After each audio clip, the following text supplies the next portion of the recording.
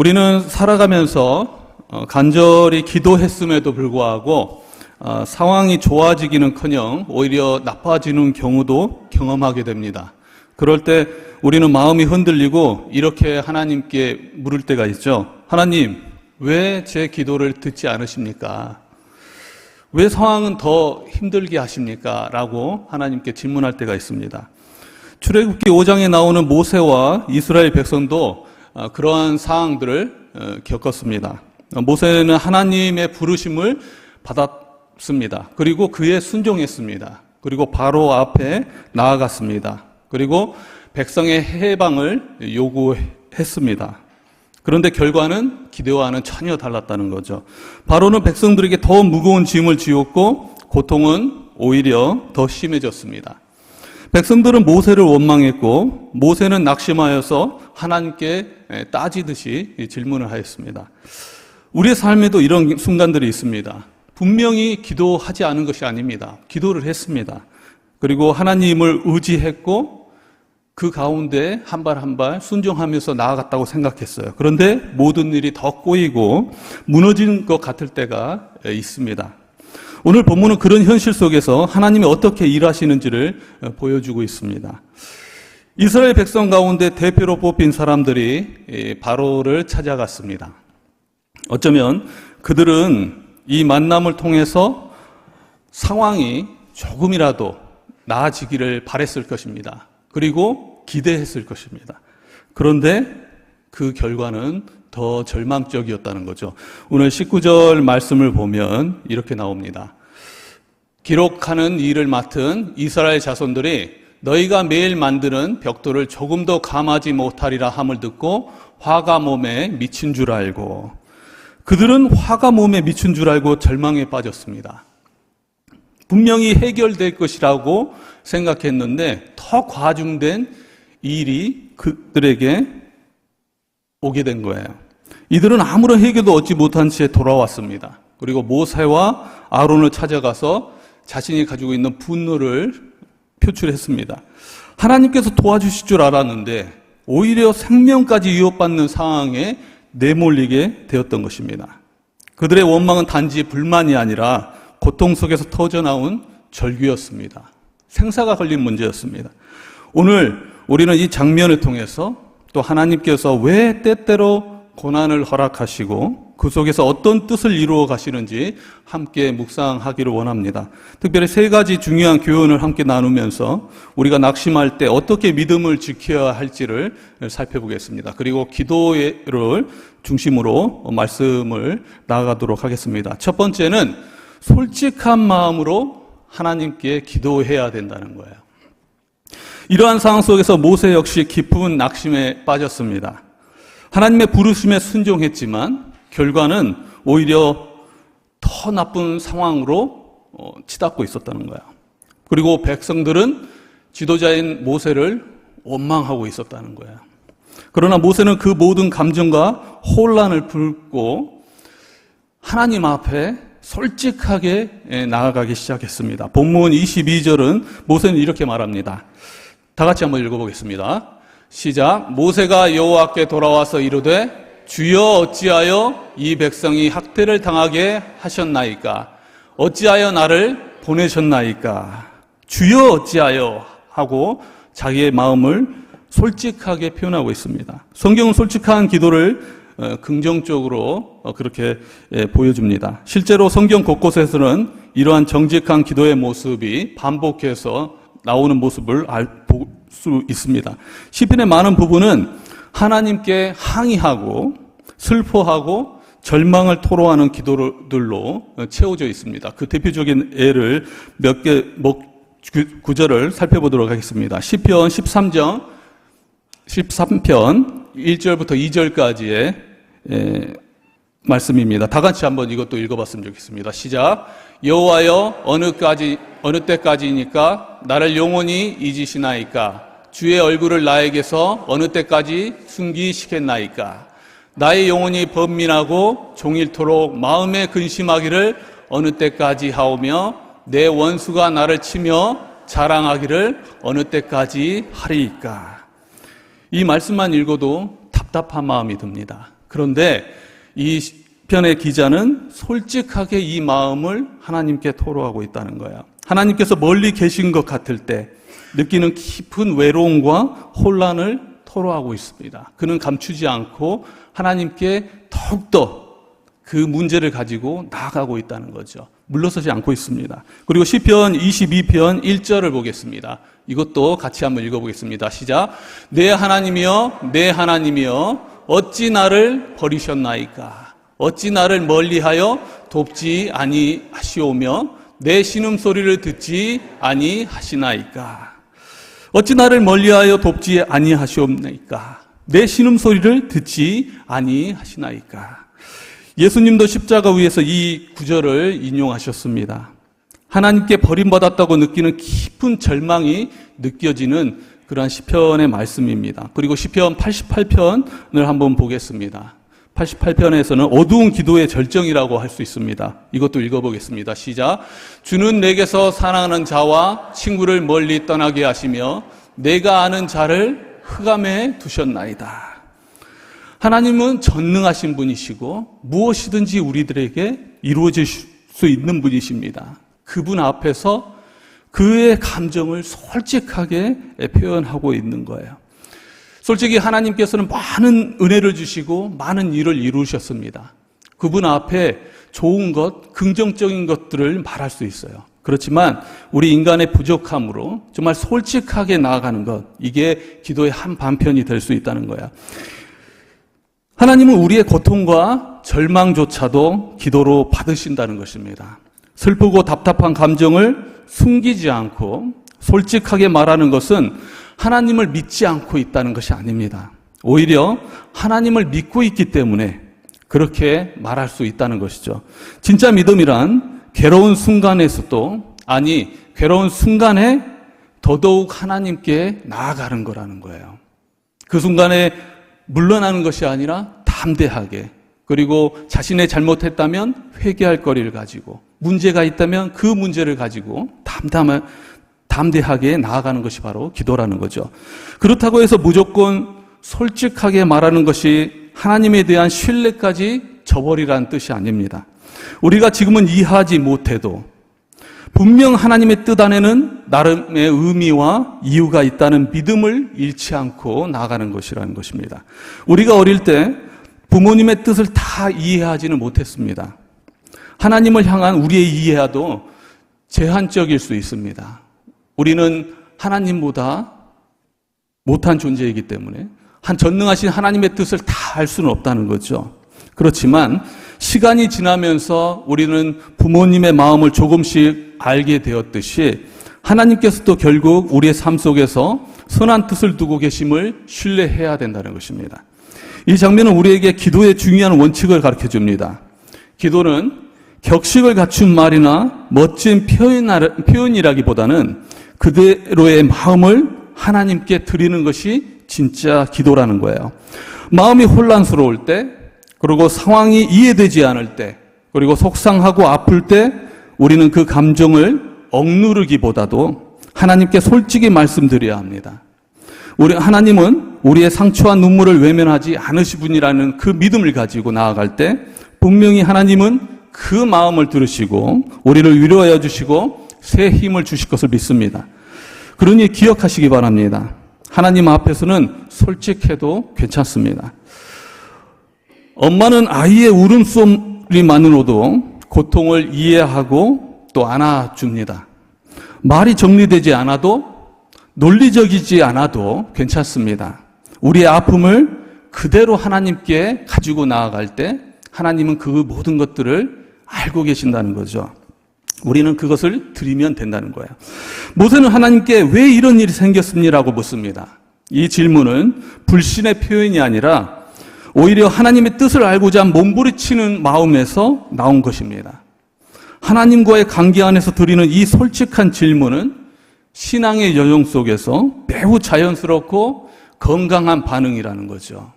그것은 잘못된 것이 아니라는 것입니다. 그것은 하나님을 더 깊이 이해하려는 성숙으로 가는 과정일 수 있다는 거예요. 그 과정에서 우리는 솔직함을 더 표현해야 된다는 거죠.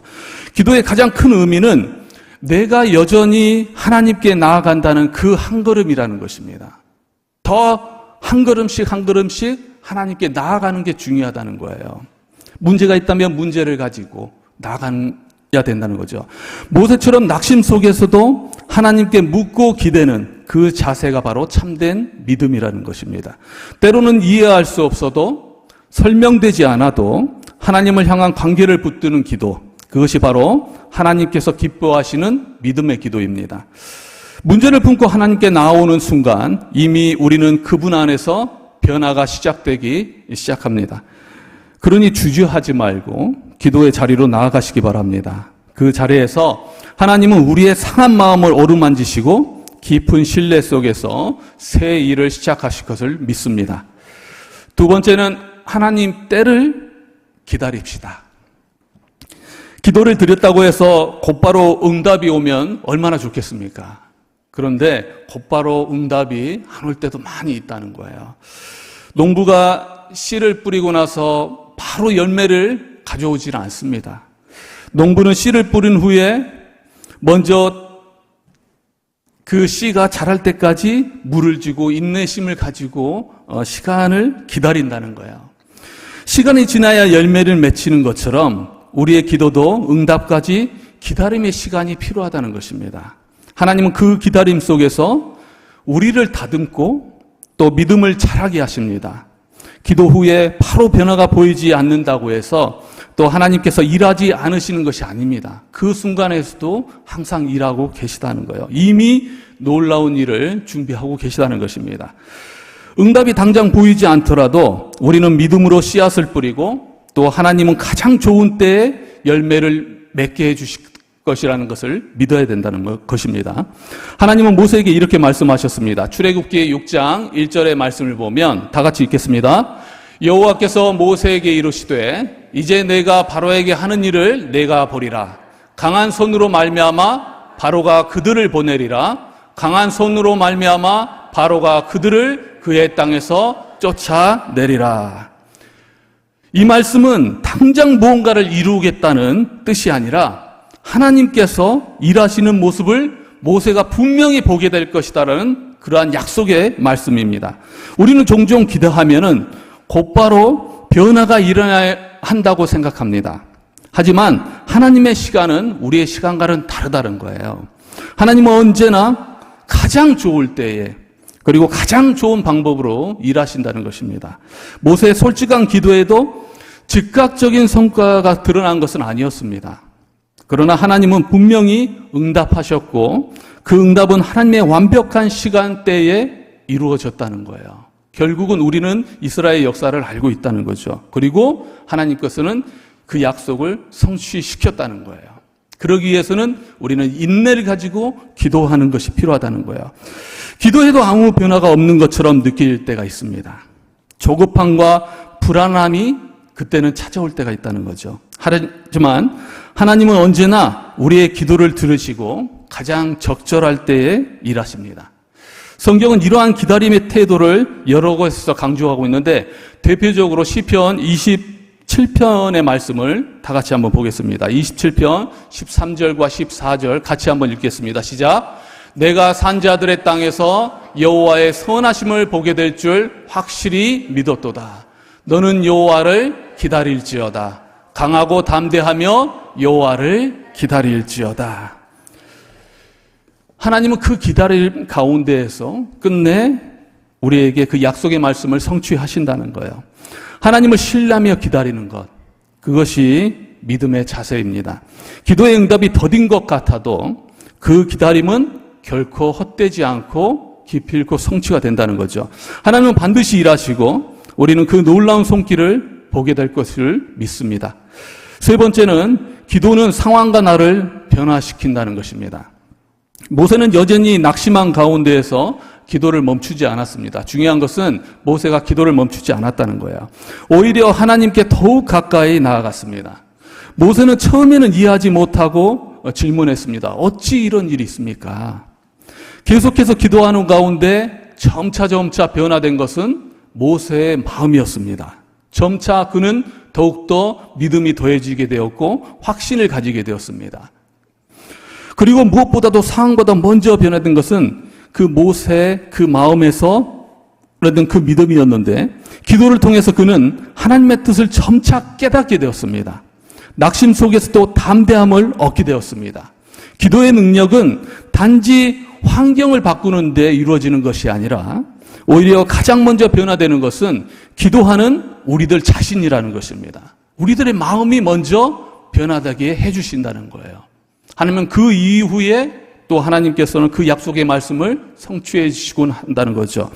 하나님은 상황을 고치시기 전에 먼저 기도하는 사람을 빚어가십니다. 기도는 하나님과의 깊은 대화입니다. 그 대화를 통해서 우리는 하나님의 시선으로 세상을 보게 되고 원망과 낙심이 감사와 믿음으로 바뀌게 된다는 거예요. 그런데 그 믿음과 또 확신으로 바뀌게 될 때가 상황이 바뀌어졌을 때가 아니라 상황이 바뀌어지기 전이라는 거예요. 그리고 나서 하나님께서는 그 이후에 그 상황을 변화시켜 주신다는 거죠. 결국 하나님은 변화된 모세를 통해서 이스라엘이라는 공동체를 구원하셨습니다. 모세는 하나님의 뜻에 순종하는 도구로 쓰임받았고 그의 기도는 하나님의 놀라운 일하심의 통로가 되었다는 거죠. 기도는 단순히 문제를 해결해 주세요 라고 요청을 넘어서 하나님의 눈으로 내 삶을 바라보게 해주세요 라는 믿음의 고백이라는 것입니다. 기도하는 사람은 자신의 모습을 돌아보게 되고 또 하나님 앞에 겸손해지며 때로는 고난 속에 담긴 하나님의 뜻과 계획을 기도를 통해서 이해하게 된다는 거예요. 모세도 처음에는 하나님의 뜻을 이해하지 못해 원망했습니다. 기도를 거듭하면서 점점 하나님의 뜻에 자신을 맡기는 리더로서 변화되기 시작했습니다. 그 과정을 통해서 그는 낙심의 사람에서 담대한 하나님의 사람으로 채워지기 시작했습니다. 훗날 모세의 기도는 그의 성품에 큰 영향을 미쳤습니다. 금송아지 사건 이후에 40일 동안 기도하는 동안 그 기도를 통해서 하나님과 깊은 교제를 나눈 후에 그의 성품은 크게 바뀌었습니다. 이것은 그가 율법을 받기 위해서 하나님과 교제했을 때 그 경험보다도 큰 변화였습니다. 더 큰 변화였다는 거죠. 긴 기도의 여정을 마치고 산에서 내려왔을 때 얼마나 변화됐든지 모세의 얼굴이 변화됐어요. 모세의 얼굴이 밝게 빛나기 시작했습니다. 하나님은 그렇게 변화된 모세를 통해서 이스라엘 백성의 구원의 길로 이끌었다는 거죠. 기도는 모세 한 사람만을 바꾼 것이 아니라 그 모세를 통해서 공동체를 바꾸는 통로의 역할을 했다는 것입니다. 기도는 낙심을 소망으로 또 원망을 감사로 두려움을 믿음으로 바꾸면서 그 믿음을 통해서 하나님은 우리를 그 상황뿐만 아니라 우리 자신을 변화시키고 계시다는 거예요. 우리는 때론 힘든 직장 생활을 하면서 또 다른 어려운 상황 속에서 하나님께 이렇게 기도합니다. 왜 이런 환경에 저를 두셨습니까? 왜 이런 어려운 일을 겪게 하십니까? 라고 우리는 계속 기도하죠. 하지만 시간이 지나면서 우리는 점차 깨닫게 됩니다. 그리고 기도가 바뀌게 된다는 거죠. 하나님, 이곳에서 제가 배울 것이 무엇입니까? 또 이 어려움을 통해서 제가 깨닫고 나아가는 것이 무엇을 깨닫고 나아가야 됩니까? 라고 기도가 바뀌게 된다는 거예요. 그 사람을 다듬어 가신다는 거죠. 상황은 그대로였지만 우리의 기도 제목이 완전히 달라졌고 결국 우리는 그 직장을 통해서 그리고 그 어려운 상황들을 통해서 성장해 갔던 것입니다. 기도는 우리를 하나님께 가까이 가게 하는 도구입니다. 하나님을 바라보는 눈이 열리고 또 믿음이 깊어지게 된다는 거죠. 그래서 기도는 그 자체로 큰 은혜가 된다는 거예요. 위대한 설교가였던 오스왈드 챔버스는 이렇게 기도에 대해서 얘기했습니다. 다 같이 한번 읽겠습니다. 기도는 위대한 사역을 위한 준비가 아니라 기도 자체가 이미 더 위대한 사역이다. 기도는 단지 응답을 얻기 위한 수단이 아니라 또 하나님과 동행하는 삶의 중심이라는 거예요. 응답을 위해서 기도할 수도 있지만 하나님과 동행하는 그 자체만을 위해서 나아가는 게 기도라는 거죠. 기도의 의미는 그런 곳에 있습니다. 문제가 해결되지 않아도 응답이 더뎌도 기도하는 그 자리에서 우리는 이미 하나님의 손에 붙들린 사람이었라는 것입니다. 기도는 우리의 약함을 하나님의 능력에 맡기는 믿음의 행위고 또 하나님을 더 가까이 나아가는 은혜의 일하는 것입니다. 사랑하는 여러분, 오늘의 말씀을 정리하고자 합니다. 우리 모두는 기도합니다. 그러나 때로는 그 기도가 곧바로 응답되지 않을 때 우리는 낙심하고 절망할 때가 있다는 거죠. 왜 아무 일도 일어나지 않을까? 하나님께서 정말 듣고 계신 걸까? 이러한 마음이 들 때가 있다는 거예요. 하지만 오늘 말씀을 통해서 우리가 다시금 마음에 새겨야 할 진리는 이것입니다. 모세는 상황이 어렵다고 기도를 멈추지 않았습니다. 오히려 더 깊이 더 간절히 하나님께 나아갔습니다. 그렇게 드린 끊임없는 기도는 결국 하나님의 구원의 역사를 여는 열쇠가 됐다는 거죠. 눈앞에 길이 막힌 것처럼 보일 때 도무지 답이 보이지 않는 그 순간에도 기도를 포기하지 마시기 바랍니다. 하나님은 어떤 기도도 듣고 계신다는 사실이에요. 그 기도가 바로 하나님의 역사를 준비하는 도구가 되기도 하고 그 기도를 통해서 내 자신이 변화하는 도구로 사용되기도 한다는 것입니다. 그러므로 첫째, 하나님 앞에 솔직하게 기도합시다. 있는 모습 그대로 감정과 상처를 숨기지 말고 고백합시다. 둘째, 하나님의 때를 신뢰하며 기다립시다. 하나님의 시간은 언제나 가장 선하고 완전할 때 이루어진다는 거예요. 그리고 셋째, 기도를 통해서 내 마음이 하나님께 더 가까워지기를 구합시다. 기도는 우리가 원하는 것을 얻기 위한 수단이기보다도 하나님과 더 깊이 만나는 장소임을 깨닫고 나아가시기 바랍니다. 우리 인생에도 출애굽 같은 순간들이 있습니다. 절망이 우리를 조여오는 그 순간에도 하나님은 우리 생각을 뛰어넘어 새로운 길을 여시는 분이시라는 거예요. 그리고 기도하는 사람에게 가장 가까이 계신 분이시라는 것입니다. 오늘 이 말씀을 우리가 마음에 하나님을 결코 잊지 않고 어떤 절망 속에서도 잊지 않고 기도하며 나아가려고 결단했을 때 하나님께서는 점차 역사를 시작하신다는 거예요. 그 믿음으로 기도해야 된다는 거예요. 하나님은 지금도 우리의 기도를 통해서 일하고 계시다는 것입니다. 눈앞의 현실보다도 더 크신 하나님을 바라보면서 또 기도로 승리하는 또 믿음의 삶의 살아가시기를 주님의 이름으로 축원합니다.